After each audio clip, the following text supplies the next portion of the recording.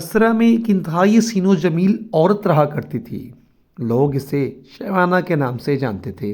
ज़ाहिरी हुस्न और जमाल के साथ साथ इसकी आवाज़ भी बहुत खूबसूरत थी।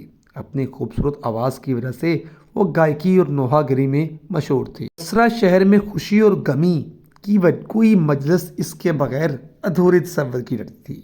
यही वजह थी कि इसके पास बहुत सा माल और दौलत जमा हो गया था। बसरा शहर में अस्क फजूर के हवाले से इसकी मिसाल दी जाती थी। इनका रहन सहन अमीराना था। वो पेशे कीमत लिबास ज़ेब तन करती थी और गरामा जेवरात से बनी समझ रहती थी। एक दिन वो अपनी रोमी और तुर्की कनीज़ों के साथ कहीं जा रही थी। रास्ते में इसका गुजर हज़रत सालेह अमर के घर के करीब से हुआ। आप अल्लाह अज़्ज़ा वजल के बरगज़ीदा बंदों में से थे। आप बाअमल आलम दीन और आबिद ज़ाहिद थे।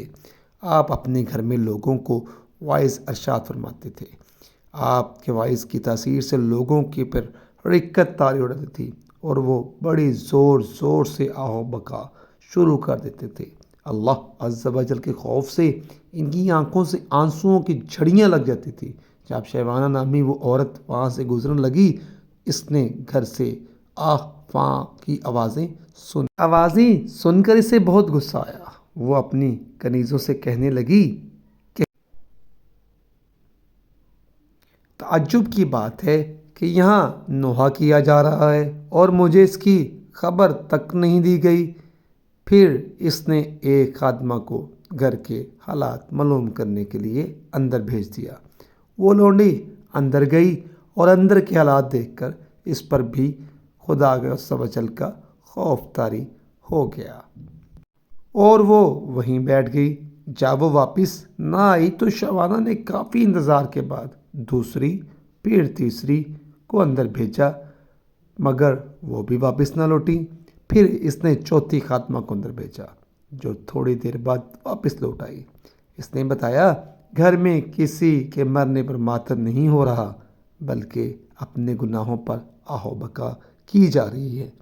लोग अपने गुनाहों की वजह से अल्लाह अज़्ज़ा वजल के खौफ से रो रहे हैं। शहवाना ने यह सुना तो हंस दी और इनका मजाक उड़ाने की नीयत से घर के अंदर दाखिल हो गई। लेकिन कुदरत का कुछ और ही मंजूर था। जो ही वो अंदर दाखिल हुई, अल्लाह अज़्ज़ा वजल ने इसके दिल को फेर दिया। जब इसने हज़रत सालेह रहमतुल्लाह अलैह को देखा तो दिल में कहने लगी, अफसोस मेरी तो सारी उम्र ज़ाया हो गई। मैंने अनमोल ज़िंदगी गुनाहों में अकारात कर दी। वो मेरे गुनाहों को क्यों कर माफ़ करेगा, मेरे गुनाहों को क्यों कर माफ़ फरमाएगा। इन्हीं ख्यालात से परेशान होकर इसने हज़रत सालेह रहमतुल्लाह अलैह से पूछा, ए इमाम मुस्लिमीन, क्या अल्लाह अज़्ज़ा वजल नाफरमानों और सरकशों के गुनाह भी माफ़ फरमा देगा? क्या मुझे भी माफ़ कर दिया जाएगा? आपने फरमाया, हाँ, ये वाइज़ नसीहत और वादे वईदें सब इन्हीं के लिए तो हैं ताकि वो सीधे रास्ते पर आ जाएं। इस पर भी इसको तसल्ली ना हुई। वो कहने लगी, मेरे गुनाह तो आसमानों के सितारों और समुंदर की झाग से भी ज़्यादा हैं। आपने फरमाया, कोई बात नहीं, अगर तेरे गुनाह शवाना से भी ज़्यादा हों तो भी अल्लाह अज़्ज़ा वजल माफ़ फरमा देगा। ये सुनकर वो चीख पड़ी और रोना शुरू कर दिया। इतना रोई कि इस पर बेहोशी तारी हो गई।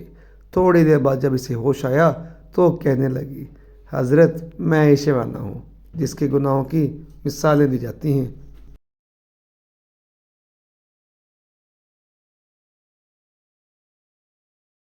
फिर इसने अपना कीमती लिबास और गराह कदर जेवर उतार कर पुराना सा लिबास पहन लिया और गुनाहों से कमाया हुआ सारा माल गुरबों गरीबों यतीमों में तकसीम कर दिया और अपने तमाम ग़ुलाम और खादमीन और खादमाओं को भी आज़ाद कर दिया।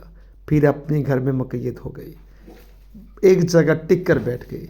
इसके बाद उस शब व रोज़ अल्लाह अज़्ज़ा वजल की इबादत में मसरूफ़ रहती और अपने गुनाहों पर रोती रहती, इनकी माफ़ी मांगती, रो रो कर रब अल्लाह अज़्ज़ा वजल की बारगाह में इल्तिजाएं करती।